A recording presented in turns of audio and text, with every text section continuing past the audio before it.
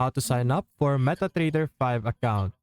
Now, when you're creating an account in MetaTrader that you want to use for trading, typically what you actually have to do is you're going to connect your broker account. So there's different broker accounts out there. You're not directly creating an account in MetaTrader, but rather you're creating a broker account and utilizing it. One example over here that we have is Black Bull. So let me type here Black Bull. There we go. So this is one of an example of the different many brokers out there.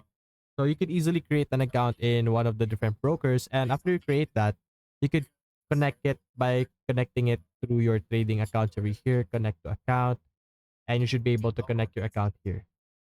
Similarly, on your phone, you should be able to easily add a trading account by looking for your brokers that you have created an account to. So that's basically it, guys. If you enjoyed this video, leave a like and subscribe. Thanks for watching.